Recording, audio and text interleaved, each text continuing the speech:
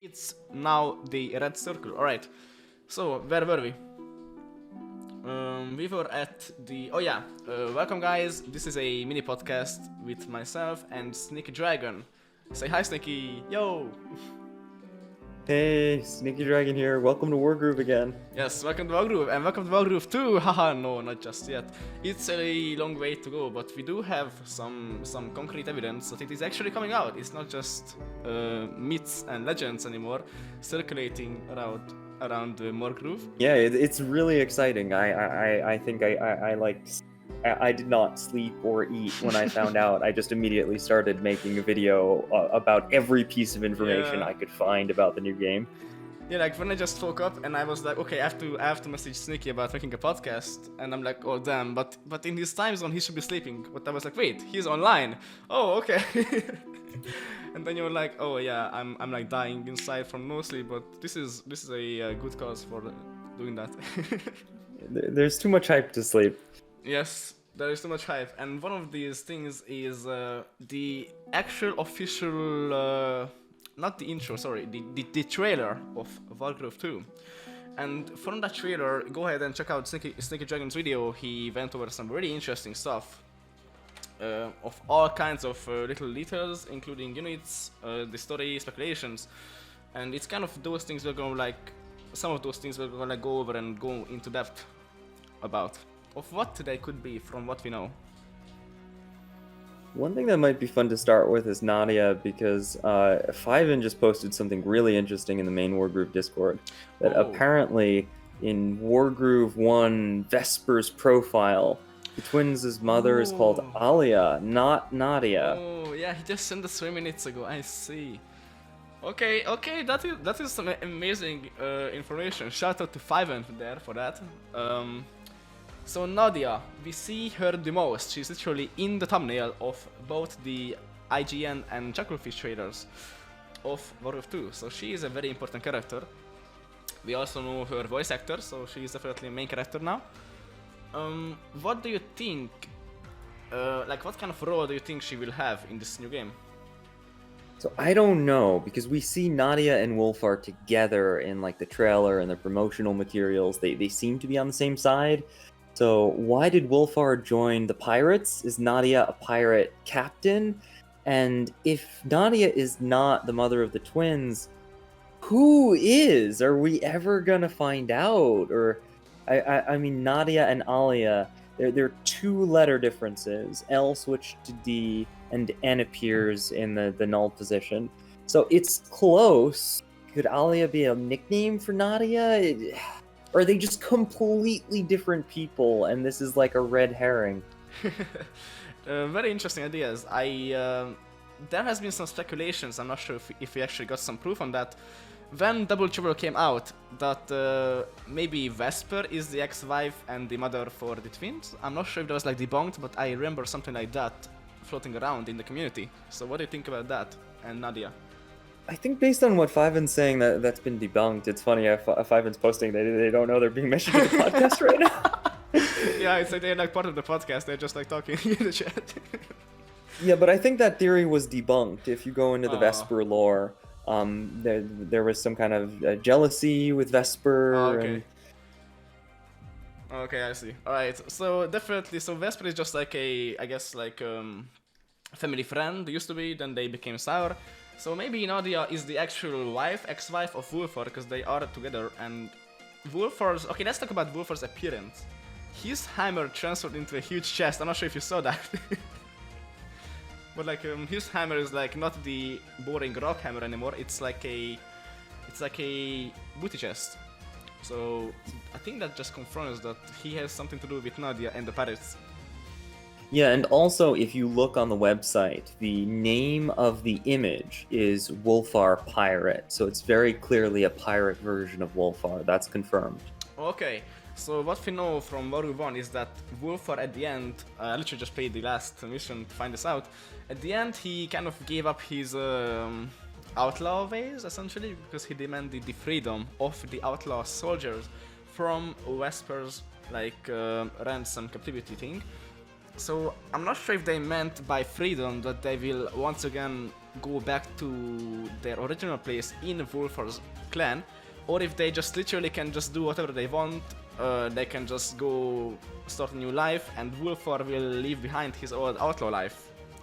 And if that is the case, then what did Wolfar do after that? According to this trailer, he became a pirate. So from outlaw to pirate. So now instead of land stealing, he steals on the sea. So that's what you can see right now. Yeah, I guess Wolfar has evolved into a water Pokemon.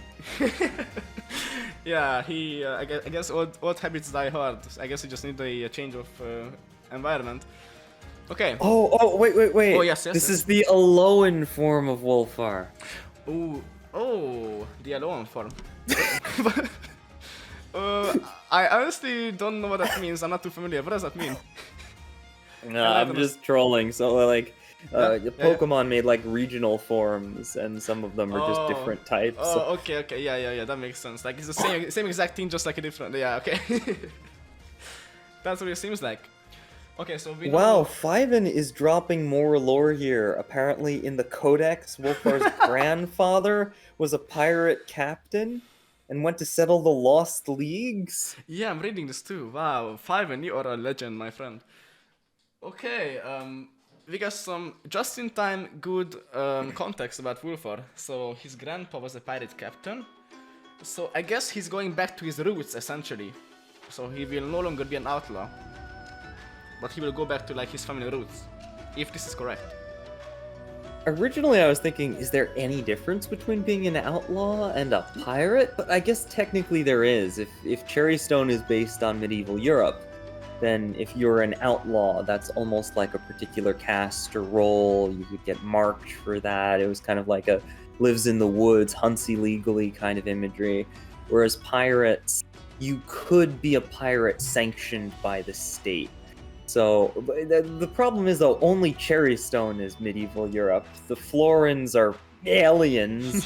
Heaven Song is kind of Japan.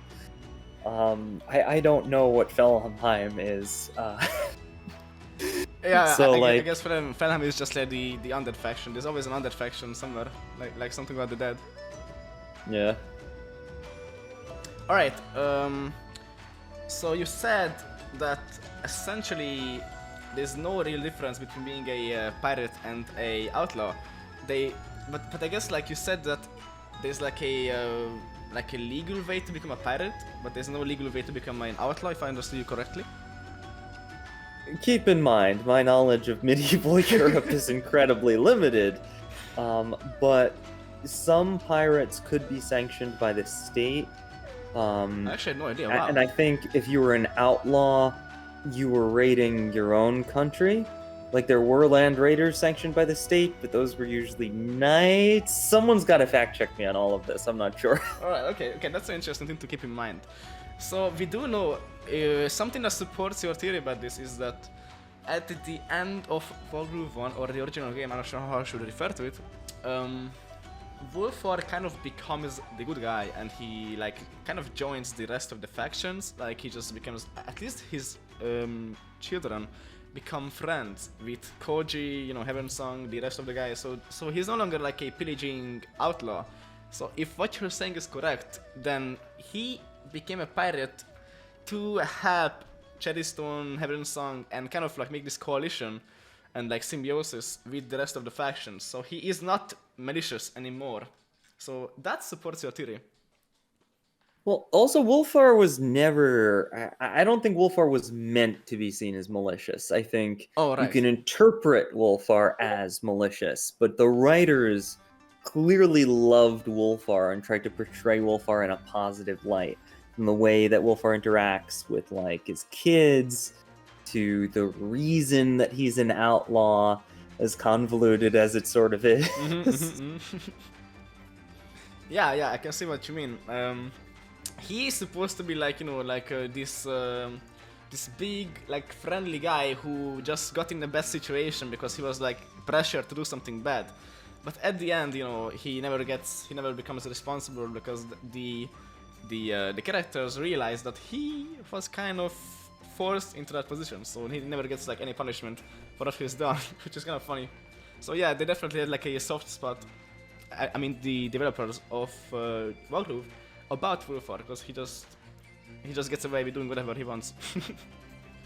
Yeah, I mean, when you think about it, he fought several wars against like major Yeah, countries, exactly. stole Yeah, all of exactly. their treasuries. Exactly, like he was the one who did the damage, but Levis, oh, no, you know what, it's fine. You know what, let's even forget what he's done and let's just join him and fight along his side against Vesper, who they only saw for like 2 seconds. We're like, oh, that's the bad guy. Okay, let's forget everything that happened in the past 2 weeks and let's just fight together. That's kind of funny. I could relieve that. I think you could like. Sorry? You could argue the reason they do that is because they were so traumatized from the events of the pre-DLC, the first game, where they're like, you know, all of this war could have been avoided if we just had better communication. Let's try not to fight decent-seeming people this time, and maybe we'll finish everything in a DLC instead of a full game. I don't know. Yes. Alright, okay. Alright, let's move on to something else about the trailer. So, you mentioned this big belly, strange sphere or commander, right? So what do you think this one could be? Or like, who are they? Because they refer to like some big guy. Or so I didn't imagine a belly. I imagined like the orb, like the ball. Maybe I didn't make that very clear in the video. But like, there's this sphere or ball or something that's just like hovering. It's not connected to the rest of the shadowy profile. Yeah. So I was thinking, what is that? Well, if it's hovering, then it has to be magic, right? And the only one we really know who has like this kind of magic, like crystalline powers, is Emmerich. So I have no proof or anything to back this up, but my own speculations is that this is like kind of like a lost brother of Emmerich, or just anyone like. Or like an old friend from like, I don't know, like Wizard School, if there's something that exists in Wargroove. I think they're connected somehow. That's my theory at least. I could see some kind of mage character, but we already have so many mages. I feel like, what if this is something new? One of the thoughts that crossed my mind was maybe a juggler, a jester, or a clown. Oh, that's actually a good point, because they have like all of this kind of fancy clothing and a whole lot of clothing, and these guys have a lot of clothing too, so. And the ball is like a juggler ball. Okay, you know what, that's actually a good idea, but there's something we do know. In the background of this image, we have this orange kind of like star looking thing, which is the new faction. So this is a new faction, it's not like a new commander in Cherrystone or anything else. It's a whole new faction, so I guess all of the new commanders, like 4 new commanders, will be part of this one faction. Like, they won't be like extra commanders in all factions, right? Well, I tried to like figure this out in the video. I think I'm not sure if all the new commanders are part of the same faction. But one thing that I didn't mention and occurred to me after was, just because we were shown 1 new commander and 3 profiles of new commanders doesn't mean there aren't more than 4 new commanders. We were never told how many new commanders there were. I see, okay, I like that train of thought. Okay, well, you're saying that there's gonna be like a whole bunch more commanders, like not just the 4 we see in this team. So like, how many do you think they will add? Like, just throw a number out there, like from we know 4 is for sure. How many do you think will be there? That's hard to say, because if you look at what they've done historically, Wargroove itself, the original game, had how many secret commanders? There was, I think we can say them now, because it's been a while. Yeah. Elodie, Dark Mercia, and Merciful. So 3 secret commanders. And then when the DLC came out, we all thought there would be more secret commanders, but it was really just Vesper, and you could get Vesper pretty easily. We were all like trying to stand on all the statues and trying to see if there was a way to get the cat. Because I remember that was so funny. The cat, yeah, like people thought like, you know, if there's like a dog character like Caesar, there has to be a cat, right? But no, that was just an aesthetic. So that's sad. And that brings us to your next point. Will the cat be an actual commander? So do you think they will actually make the cat a commander? Like, let's just talk about that. So this is a conspiracy theory that I had while, all of that stuff was going on. Where's the Yep. missing commander in the DLC? Yep. I thought that maybe because of COVID, Chucklefish cut down on the scope of the project because I think they're like a no crunch company, and they killed Mhm. a possible final commander. The reason I think this is because Wargroove plus the DLC leaves you with a very awkward number of stars. There are 5 that if you could get 5 more stars somehow, Mhm. then you would have a much more even number. So I theorized that there was gonna be a way to get the cat Oh, as a secret character, but it got dropped but they had no because time. if they had released a secret character that didn't require another stage, it would have its own arcade run, which would add exactly 5 more stars. Okay, that's very interesting actually. COVID did strike at the same time of like when Double Trouble got released, like the most intense part at least. So that could have something to do. So like I guess the cat could have been something, but at the same time, from what we have seen, unless they were gonna work on the textures a bit more, the cat itself, which I just seen in the screen, I mean the cutscene, is not that detailed. It's very much not like Caesar. It's kind of just like this background prop little cat, and it's also much smaller. So like I'm not sure how something that small could have been a commander unless they were gonna change it if COVID didn't happen. That's a pretty good counterpoint. And also, I did actually ask Chucklefish. Oh, okay. Armagon actually told me that there was no secret commander. There's no conspiracy here. Oh It's yeah, hard to yeah, know if someone says there's no conspiracy here and there really is a conspiracy. But yeah, yeah. more likely than it is very possible they just stopped at that number of stars for no apparent reason. Yeah, okay, okay, that's possible too. So I guess they just didn't want to add the extra hustle because it was already like a free DLC, right? So it was like not that profitable for them. But it was such an amazing DLC for being free. Like I love what they done. Oh yeah, I would have paid for that. That was like a full game. Yeah, yeah, exactly. All right, let's talk about the smoke we see all over the map in the trailer. Because according to the lore, the canonical lore from the original game, at the end, Valder demands Vesper to teach Ragna some, what's it called? Pyromancy? Like Fukomancy? Something like that. Like the smoke magic, you know? Yeah, the smoke magic. I forgot what it's called too. It's Yeah, pretty obscure magic. yeah. I think it's like some F, like Fukomancy, something like that. I have no idea. But the point is that Valder like demanded, as part of the term of her, I mean Vesper not being punished, is that she has to teach Ragnar smoke magic. And we have seen a lot of smoke in the trailer, like all over the map. Like there's even like darkness, like there's a bunch of smoke. So I theorized that the smoke magic that we've seen from Vesper is going to become way more impactful and more prominent than just that one groove. Like maybe the units themselves, or maybe like Reina's special like charge groove will be something about this smoke, because she was apparently being taught by Vesper. So this is confirmed from the story.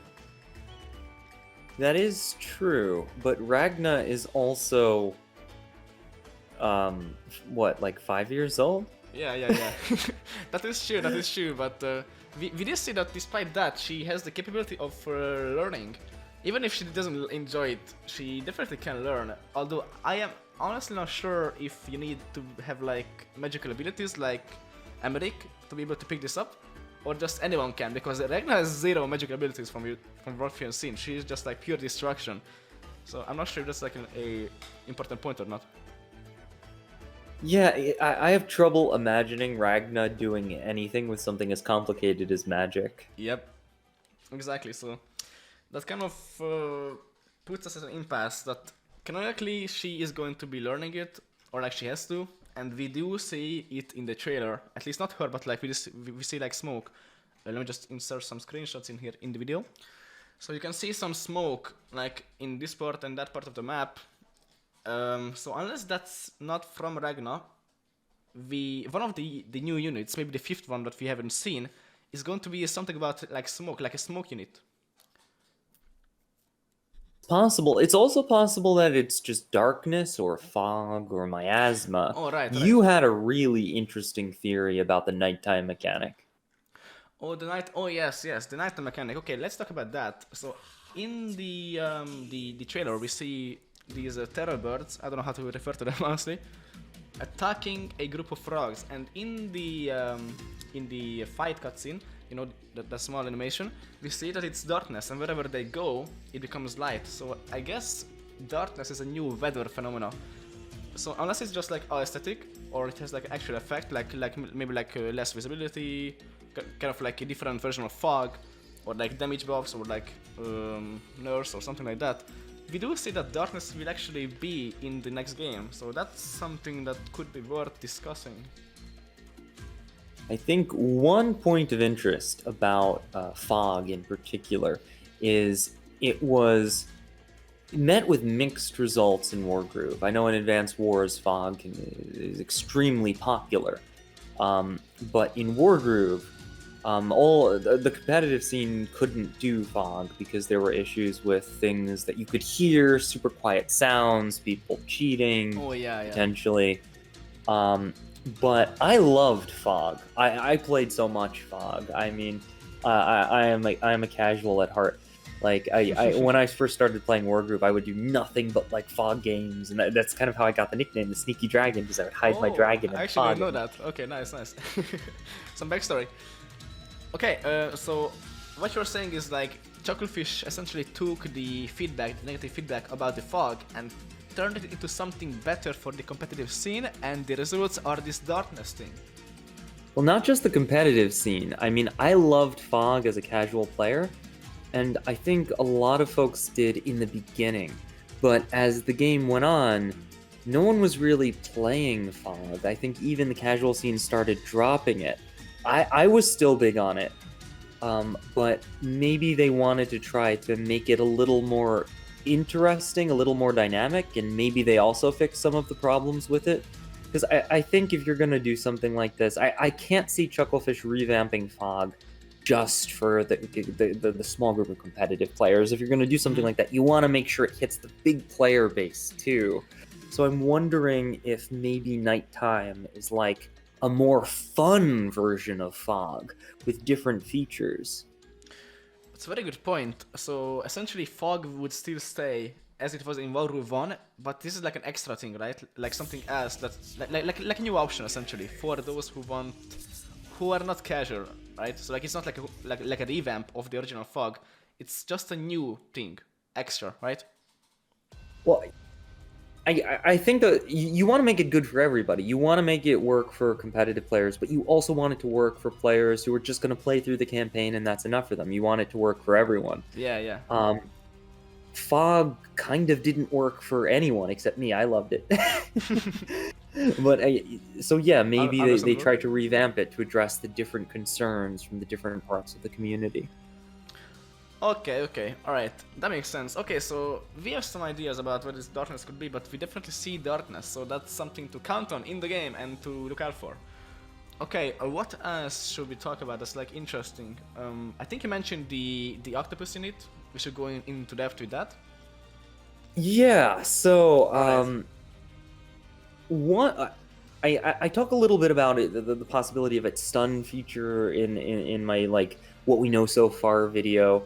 But one thing I didn't cover at all was its attacking power, or whether or not the octopus is also the squid. I wasn't sure about that. Are they the same unit? Because we see one grabbing, but we see another attacking. Is it a unit that can like cast grab as a spell? And it also can attack?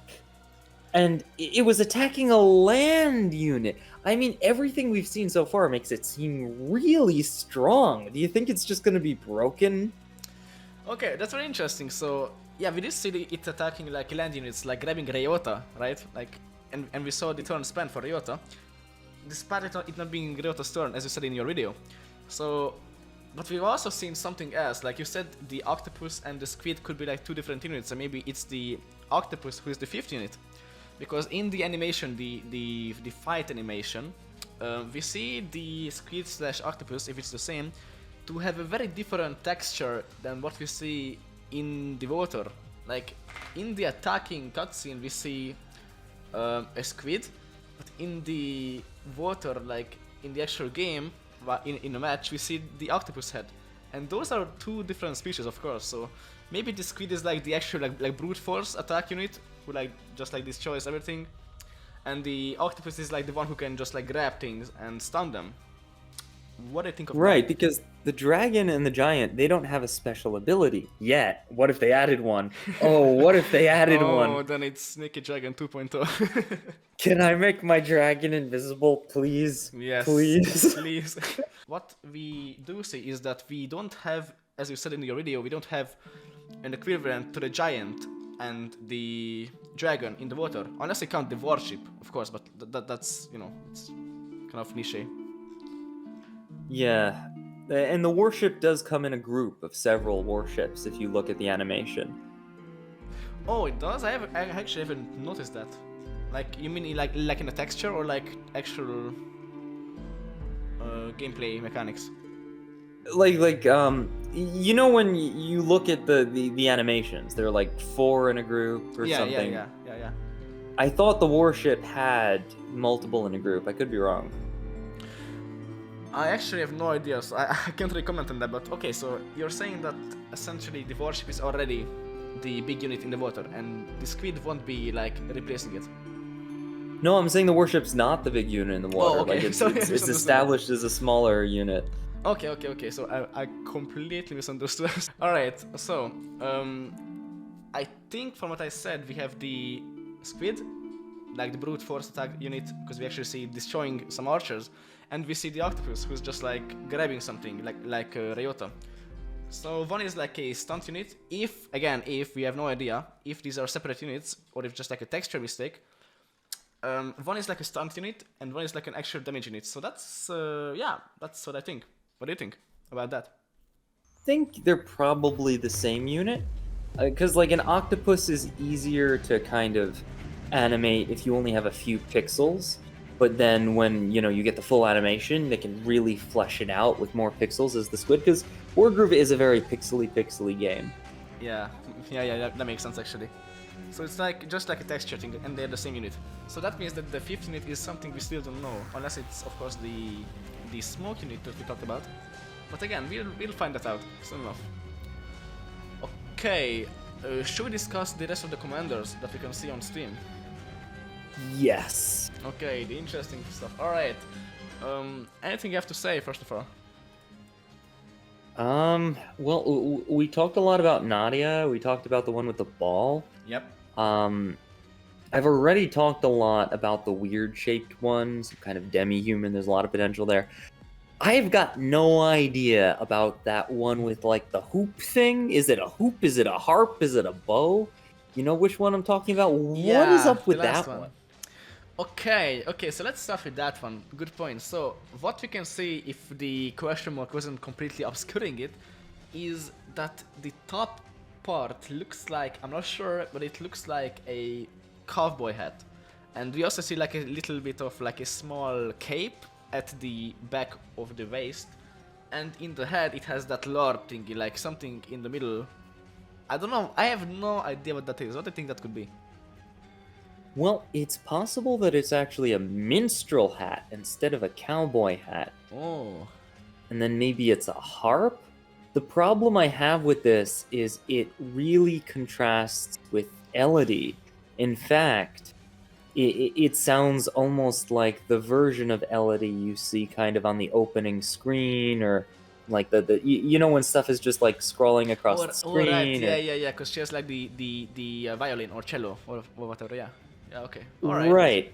But the cello is, it's Requiem, so she doesn't have the cello, I think, as much later. Yeah, that's true. So that is the Requiem. So we don't actually have like an actual instrument. So do you think there's like any kind of, even like very subtle, like very kind of small connections between Requiem and that character? Maybe? Well, we know that Wargroove has some anime inspiration, if Heaven Song is, or the opening sequence of the first game is any indication. It's possible that maybe they're working with some kind of convoluted rebirth system, and like the Wraith of Elodie reincarnated and so this is like more Elodie as when she was alive, but it's a different Oh. person. I don't know. That's a bit of a stretch. Yeah, of course. I mean, we don't really have too much to work with, but that is a very good idea. I would love to see more of this, like the purple faction. I don't know if you can call it that, the purple faction. We have Elodie, we have Dark Mercia, and that's really it. But they are essentially just corrupted versions of commanders, right? So I'm not sure if you can count it as like a whole faction. You know? The wiki does count Requiem as a separate faction with just those two commanders. Oh, right. Okay, so maybe it's possible that that faction could be expanded too. But that's very strange because that faction is usually, like each faction has like a background, right? Like the Heaven Song is like the sand, the Florence are like the forest, right? But in this picture, that cello guy or whoever has a normal plain background, like just the most boring background possible. So it can't be the what's it called? The Requiem faction, because that's like lava and like dark burned stuff. If that's the case. Yeah, and also Requiem was destroyed. That's I mean, not in any of the arcade timelines, but in the main campaign timeline, Requiem is destroyed. Alright. So it couldn't be if they were going to expand the Requiem faction, they would have to rebuild Requiem. Now, one interesting point is that there were indications that some other artifacts from the ancient civilization, like Requiem, might have been uncovered, but then their banner would be purple, not orange. Yeah. Okay, that is very interesting. So we think that this character right here could have something, we have no idea what exactly, but something to do with Elodie, with Requiem, reincarnation, magic, one of these things, right? So that's like the and when I can't wait to like facepalm so hard when the game comes out and we're like, we were so far away from the actual guy. It was nothing like that. But hey, it's fun to speculate. Yeah, let's get Matt Pat in here. Alright, so the second commander, let's talk about this huge big guy. You know what I mean, right? Like this huge spiky head, golem looking guy. Mm-hmm. Looks like a golem looking. That's interesting. I didn't think about that. I mean, it's just like a huge bulky unit. Probably nothing to do with like an actual golem, but like it's huge. It's so big, it can't even fit in the screen. And it's in a forest background, so maybe like a Floran thing. Wait. No. Oh, what are you thinking there? What are you thinking there? That can't be. Oh, okay. I'm not sure what you're thinking, but I would love to see Sedge in some way or shape come back, Sedge? Definitely not Sedge, but it is a Floran. I think it is a Floran unit, and Sedge technically died. What a terrible story to know. But so what happened is Sedge technically died, but there was so much attention about him, mainly brought on by me. Maybe if we were talking about reincarnation of Elodie, then it might not be too far-stretched that Sedge came back somehow, became this huge guy. But again, that's just me talking, right? So that's just my own little like hope, because I'm Sedge Hunt. What do you think? Like someone who's not biased. I think everything you did with Sedge was amazing. Like your version of Sedge made the community fall in love with Sedge. I just love this so much. It was so much joy to do that. Like I was like, come on, this guy has so much potential. Why just throw him away like that? I'm not gonna let that happen. I'm gonna make him come back and just become him, just to make him continue to be in the common state of the community and be relevant. So that was like my reasoning. I love the character so much, and maybe I'm hoping that Chucklefish noticed that, and I might do something about that because people liked Sedge a lot. So maybe it's something to do with him. Maybe like a family member, I have no idea, but that does seem like a Floran thing. It's like bark, like leaves, like some huge... That's what I think. What do you think? That's a good idea. I didn't look at it as a Floran before, but now that you say that and looking at the background, it's a little leafier. So Yeah. maybe a tree trunk in the back. Yes, and the head, like those spikes, like the only really spiky commanders we see are the full runs, because they have like like leaves, like bark, like vines, like they are the ones who look like this from like an rough silhouette, like texture type of thing. So Yeah, I could see this as being like the head kind of in the shape of like Maokai, the tree from League of Legends, or yes, Groot even. yes, Groot, yeah. You're right. I didn't even think of that. I was like, this reminds me of someone. It was Groot. You're right. Thank you for talking my imagination. You are right. Okay, so that's the idea we have, like some kind of Florent thing.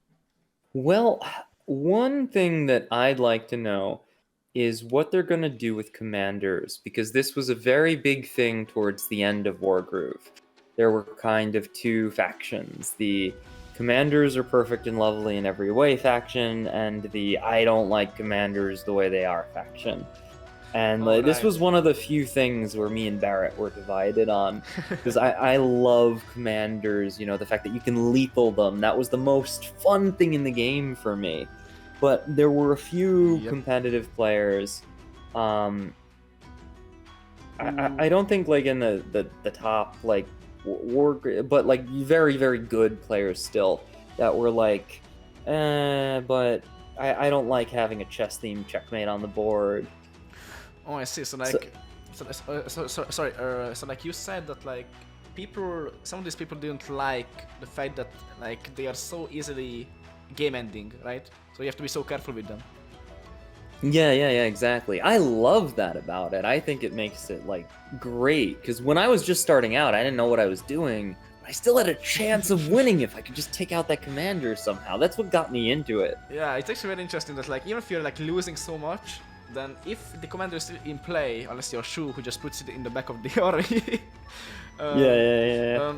there's still a way to come back if the opponent makes a mistake, and that just made watching like tournaments that much more exciting in my humble opinion. Now, if there was no commanders, I mean obviously there's gonna be commanders, but like if they become less relevant, or maybe like they won't become a straight up game ender, which would be a huge change, then that might take away a bit of excitement, because like once one player is like winning badly, the commander is the only way to really come back. And if that gets taken away, then the games will be over much sooner than they were in Wargroove 1. Right. That's one of the big things I'm worried about because a lot of the comeback mechanics in this game were very subtle. There was the commander, the stronghold, but also like the more you pushed, the closer you were to your opponent's deployment. And the better we got at building maps, the less pushing actually put you closer to your opponent's deployment because the deployment was weird. And so it's going to be interesting to see if they've kind of fixed some of these things and added new comeback mechanics or kept the old ones. Yes, you're right that comeback mechanics are very important. So if they get taken away from the commanders, then something else has to replace them, unless the game just stays like that, and it's kind of less exciting, I think. So what do you think could be the replacements for these game-ending mechanics that used to be the commanders? So I don't think they're going to get rid of the stronghold because the stronghold only exists as a win condition and we still see it in these maps. So Yeah. that's probably still there. I still think taking the stronghold is going to be an important part of the game. Yeah. But if they did change commanders as not a win con, which would be really unfortunate in my opinion, but if they made that decision, they would have to have a way for the player who is losing and has less gold, army presence, and position to reclaim that somehow or outright win the game some other way. They would have to either add a new win condition that didn't exist before in the game or have some way for the player who's worse off to be more powerful with some sort of asymmetric advantage. I don't know how they do that exactly though. So, do you think that maybe these new, like, commander, like, superpowers, like, I don't know what they're called, like, these overcharged grooves, would essentially be that? So they themselves, the commanders, would be, like, less game-ending, but they would have some very special superpowers that, if used in the right time, could turn the tides in your favor. So that is actually how Advanced Wars sort of works. If you attack your opponent a lot, they'll get a lot of the Advanced Wars equivalent of Groove, and that is the counterplay. That is the advantage of losing and the comeback mechanic a little bit. You get to use your power.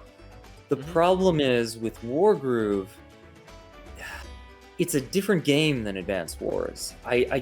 I like the differences, and I would hesitate at changes that push it more towards Advanced Wars, because at that point, I'm playing Fantasy Advanced Wars with crits, and the crits are nice, but if they did that... Oh, sorry, go ahead. Oh, no, sorry, I just mean, like, I see what you mean. Like, this is like a separate game. Very similar mechanics, but, like, the game's idea, like, essence, should still, like, stay, right? Yeah, I like what makes Wargroove and not Advanced Wars. We meme that they're the same thing. I hashtag their Advanced Wars on my Wargroove videos, but they're very different games. Yeah, for sure. I myself am not really familiar with Advanced Wars. I really don't know too much. I tried it once from my recommendation from my friend Emma the Duck, but I'm still in that first match. I never finished it. It's just not my kind of game, and Wargroove it just kind of stuck with me. Like so much more like animation, like colors. Like it just seemed more friendly to me. Yeah, it's more fun. If that makes sense. Like honestly, yeah. Like no offense to Advanced Wars, I'm sure it's a great game. I have no idea. I've never played it like properly, but Wargroove just like stuck with me. Like there's so much you can do, and the map editor and the campaign editor. Like I love to play around with that, and that's another point we should actually go on. Is that they said that the campaign and map editors shall get an upgrade, and a huge one at that. And I am very excited because I want to create the next part of that custom campaign I made. I'm not sure if I told you, but I am planning a second part because people seem to love that. So I'm going to definitely be jumping on the editor once the game comes out. Oh, that's pretty cool. What do you think of the editor? Like, do you think you will do some stuff with it? Do you think the map makers like Fiddlesome will have a whole bunch more tools to work with? What do you think? I think that the map maker was one of the best features of Wargroove, but also the one with the most requests. The biggest thing everyone wanted, as far as the map maker was concerned, was rotational symmetry, automatic rotational symmetry. Because we would make a map, and then we would have to painstakingly try to mirror every tile at like a diagonal over an imaginary line. Yeah. And it put a big barrier of entry to map making. You couldn't just sit down and make a map. You had to figure it all out with like that trigonometry dog meme. You're right. So like, so many like great maps got like 5 new versions after the initial release, because after like the tournament was over, someone noticed a symmetry mistake. And that was like a huge problem, because like the tournament's over now, people got the prize, but apparently one player had like more of an advantage because of a map mistake that was not noticed. Very small advantage, but it was still like something that like bothered people, right? So map making is in this asymmetrical detail stance very, very important to fix that, to be able to like maybe like click a button that would like automatically copy the half of your map and mirror it to the other half, you know? Like that would be like very useful, because right now we have to do it manually, and human mistakes happen a lot, because this is this kind of vision and thinking is not very easy for us humans, especially with so much like decoration, you know. Especially with like Eximo's maps, who loves decorations. It just becomes like a very tiresome thing to do. So if there was like a way to automate that, that'd be awesome. Yeah, and there were a bunch of other feature requests too. I think folks had a lot of trouble with the gizmos, and just trying to make a portal was incredibly difficult. I remember that Armagon put out a guide on how to make a portal, but I invented my own way to do a portal because I wanted slightly different behavior and like two-way and instant teleports and all this stuff. And like in order to do it, you had to do computer programming with images. It was intense. Like, I wonder if they've made that a little bit more friendly for folks who just want to stick a working portal on the map and not use the map maker as a computer programmer. Don't get me wrong, that was an amazing feature, and it let folks Oh, who I understand. wanted to do cool things do them. Yep. I totally understand what you mean. That was one of the most complex things in the campaign editor, and I actually had to reach out to Regians personally to help with that, because I could not properly figure it out. And he was like, okay, do this, do that. He was awesome. He was really helpful, and he helped me make what I want to make with the gizmos. So you're right. Some more simplification for these complex features would be nice for the map and campaign makers. And then there were just the aesthetic things, like if you tried to put certain tiles near the edge of the map, you had to do this hacky thing where you made the map bigger, put tiles there to change the tiles, and then shrink it again so it would look good. Yeah, the visual stuff is very important. I, for one, enjoy a lot of decorations. If it's not like huge, like excess, like it covers the units. Maybe some more decoration options. I would love that. Actually, do we see any new decorations in the trailer? I actually haven't paid attention. We saw so much new stuff. I had no idea what we were looking at. Yeah, I was exactly. like, Yeah. is this a decoration? Is this a building? Is this an item? Is this a creature? Yeah, exactly. I don't know. Exactly my thoughts. One very important thing we should, I think one of the last things we should talk about is if you go to the trailer and skip to, hold up, let me find it 1 second. If you skip to, But I sorry from. oh wait, that's your video. Hold up. Let me see. If you skip to, come on, I can't find it.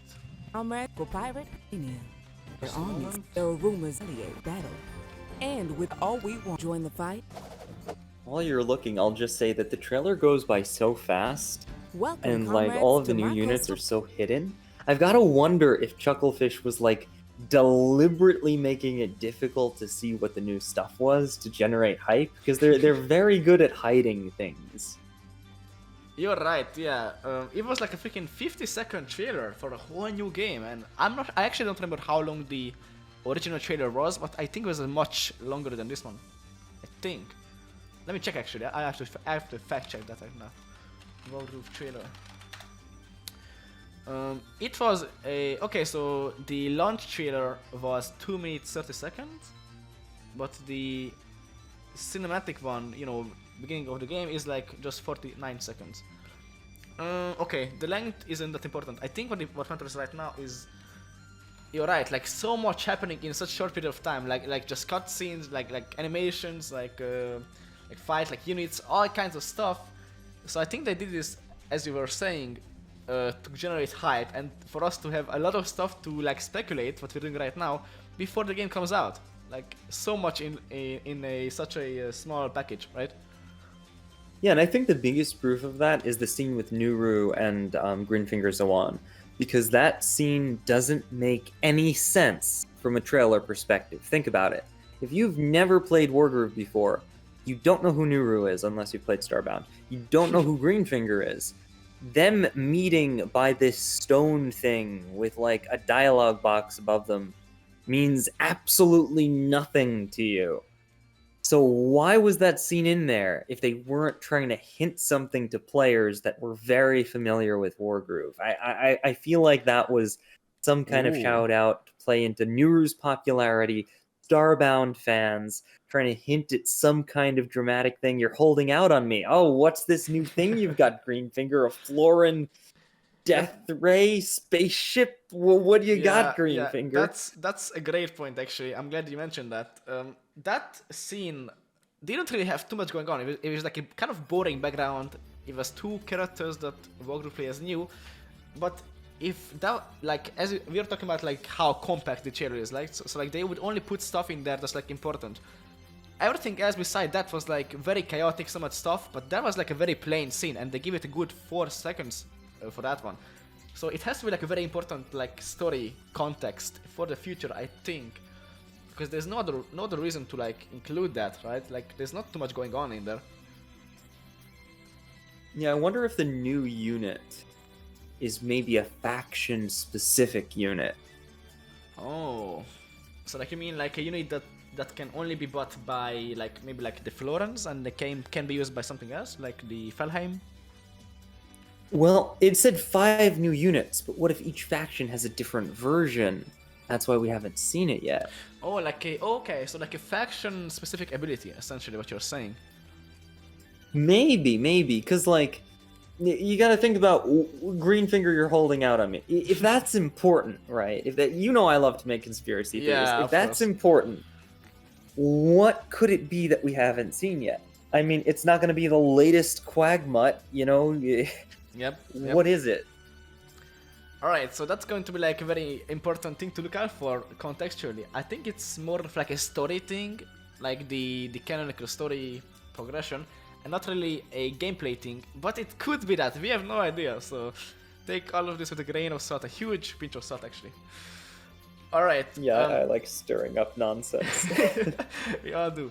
And in the meantime, I found what I was looking for. If you skip to the 18-second mark in the trailer and look in the top corner, you shall see. Let me know if you're there. All right, hold on. I guess they're 18 the same. seconds. I'll go to the Yeah. the IGN one. Give me a sec. I got a commercial. Yep. Of course, go for it. So if you go to the 80-second mark and go to the top right, you shall see a mage, and that mage, that kind of bothers me for several reasons. And once you go there, you shall find out yourself. I think you can speculate why. The that bothers top me. right, the mage. Yes. Yeah. I Yes. commented this in my video too, because the thing under the mage. Yes, that. Like, I pointed that out like 2 days ago. Like, what could that be? And why is there a blue Cyan Mage when on the map we can only see like a Heaven Song and a purple team? We can also see like Valdor in the bottom, like blue Valdor. But like, why is there a Cyan Mage there in the middle of that army? That's a good question. And why does the mage have that strange symbol underneath? It looks like a half-finished like star. Maybe it's an S for sneaky. Yes. Or for Sedge. Yes, the S team, the S ranks team. Oh yes, I love it. I have no idea. Some people said when I commented that it could be like a hex kind of thing, just like a mage one. But for that we have to heal. So unless there's like a new ability of the mages, which would make the mages even more OP than they are right now, could that be another one of those commander specific super abilities that would like maybe like Emeric's one that would like make the mages heal maybe like more or like be more squishy? I don't know, but that's my guess. Like it's a groove related ability. Actually, there was a lot of discussion towards the end of Wargroove 1 about mages and how various people wanted different changes to mages. There was a big discussion about how healing works and how there isn't a lot of counterplay to healing. For example, even if you damage the mage, because the mage will live most attacks, it can still heal. I think one of the things talked about that I liked was proportional healing. The mage could only heal based on the proportion of its own health, and it would be reduced by the proportion of its health. Oh. But Chucklefish might have heard that feedback and been like, you know what, we're just gonna revamp the mage. Maybe it's different now. I see, so like you're suggesting that to not make it too OP, this is the actual heal ability revamped and not like a separate ability, alright? Maybe. Okay, that's interesting. We also we also see that could just be a decoration, but we see in the top right corner of the mage a little symbol. I'm not sure if that's like it looks like a lieutenant or like corporal like symbol for like Halo. I'm not sure if you see what I mean. Yeah. That could be the level up mechanic. Yeah. Oh, okay. I was wondering if there's like a decoration, but it was like too black outline for that. So that could be the level of mechanics. So that, if that's the case, will indicate that that is indeed a groove overcharged mage. I'll just call it that. And what commanders could do that? We know that Emmerich loves mages, so maybe this is like an Emmerich specific mage. Like Emmerich specific like overcharged groove mage. at least that's what I think. I'm also not sure, but like looking at it more, why cyan color? Do you think the color has like a significance, or like it's just like a random choice? Like why cyan? Well, the color's bothering me a bit because cyan is a very popular color for people to just play Wolfar with. Yeah. Oh yeah, Um, that too. It's very very very specific for a mage. Yeah, I don't think Chucklefish would change the color palette for a special ability because that would be very awkward to program. What color does it become if you're already cyan? Yeah. With the interactions, with the factions, yeah, the teams. I see. And they need to keep the colors very fluid because you want to display different colors for colorblind mode. So I don't see them messing with the colors like that. Okay. So we do see that this specific part of the trailer, it's more than just two teams. So we have the yellow, we have the purple, we have one single blue water in the bottom, as you can see, right? So maybe the mage is just the fourth team, the cyan team, and we can only see one mage from that team. So this looks like a 2v2 map if we pay close attention to the details. So we have like the yellow, the blue, the cyan, and the purple, and it's actually just 4 players, and it's nothing too mysterious about the color. Well, I'm not sure because this can't possibly be, from what we're seeing, a 2-player map. Not only does Valder exist, but there's this heavy castle alignment on the left with this like road that leads into it. It's very choky. I think Chucklefish has learned enough about map design, Armagon definitely, that they wouldn't do something like that for a PvP map. Without very, very good reason. I think this is part of the campaign somehow. I think you're right. It's definitely a campaign map. It's like very chaotic, like so much going on. Maybe about like the final missions, like so much stuff going on. And okay, yeah, so it's a multiple player map, not just a 1v1. Okay, so that would explain the mage being cyan colored. It's just part of the fourth team that we don't see, except for the mage. Okay, hopefully that's the case, otherwise we will go too crazy with the theories. Alright, anything else we should go over? I think we've been talking for a long time and we went over the most important stuff. Unless we missed something. Do you think we missed something important? Yes, there's something very important. One last thing that we have to Okay. talk about. Go for it, Snicky. How long do you think you'll last in Conquest mode? Oh, Conquest. Okay, yeah, Conquest mode, right. So Conquest mode would be like this wave mechanic, right? I assume, like this like wave survival thing, or like capture the flag kind of thing. I have no idea. What do you think it actually entails in the series? They said it's a roguelike. So you say roguelike, I picture like FTL or Slay the Spire. So Right. whatever you're fighting gets harder and harder, but you get more powerful and more powerful. Ooh, right. Ooh, okay, that is an interesting point. So, we'll definitely be playing around with that. I'm actually curious to see if the roguelike mode would be used in like an actual tournament. Because right now we just have the basic 1v1s, and that is great. But maybe if it's well balanced, we could see some future tournaments using the new mode. I would love to see that. Like, this is like a big thing to say, but I would love to see some more things deciding the winner in a tournament, like other than just 1v1s. Like maybe like some puzzle things, like who can solve a puzzle faster or something. This is like a very sandbox, but I just want to say that. We did have a puzzle contest, I think. Oh, Zeronix yeah. and I made it past the first round, and then we dueled for like hours. And Zeronix beat me by like 18 minutes. I was so pissed. That was such a long time ago. I really enjoyed that. So like it's these little small things that would be like part of the tournament or like a qualifier or something that I would love to see. And the Conquest mode could be a new medium to make that happen. Yeah, I will definitely challenge you to see who can last longer in Conquest once it comes out. Yes, I'll accept the challenge. I am up for that challenge. I would love to see what we can do. And if there's a co-op mode, we gotta team up and Yep. see how long we can last. Let's do that. I shall be recording everything and try to make it as fun as possible. I'm going to be doing so much when the game comes out. I'm actually afraid of how much I'll be able to manage my time when the game comes out, because it's gonna be a tough, tough thing to do. Because I would love to play all day and just make content all day. We can only dream, but Yep. Alright. Anything else we should go over? I think the podcast has mentioned a lot of great things, and I think it could be something to work with and to awaken the imagination.